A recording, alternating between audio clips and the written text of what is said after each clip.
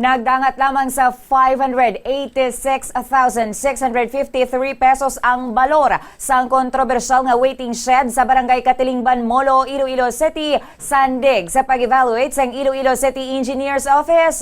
Ini ang mas manubo sang masosobra 211,800 pesos. Ipaanggid sa original nga contract cost sini nga 798,525 pesos. Ginpakigbahin sang opisina subong adlaw ang mga detalye kaangay sang original contract kag revised costs sang na-evaluate na sang Agusto. Sa original nga contract, ang may pinakadako nga unit cost amo ang para sa steel works nga nagalabot sa 322,747 pesos. Apang nahimo nga 300,861 pesos sa revised cost matapos ma-evaluate. Ang tatlo naman ka solar floodlight nagadangat sa 27,805 pesos apang nagnubo sa 11,552 pesos sa revised cost sa project billboard sa Katilingban Molo. Nakabutang ang balor sang proyekto nga yara sa 798,525 pesos.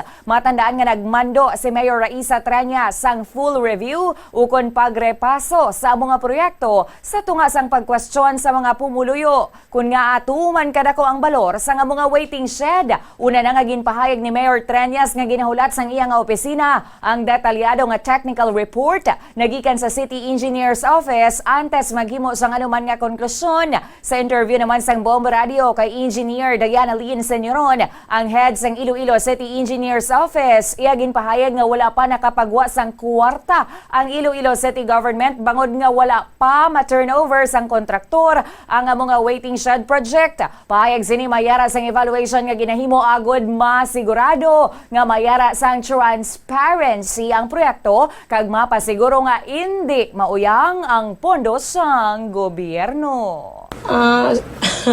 Amo na gani ng barko nga tanan ginapang-evaluate namon. So amo na ang reassured namon niya nga hindi maguyang ang kwarta sing gobyerno, mayara ko evaluation nga sa akon gidya. Then amo na ang namon nga kung ano gid na pertiniser diri nga para gidiri amo gina ang ipa-release lang namon nga kwarta dira.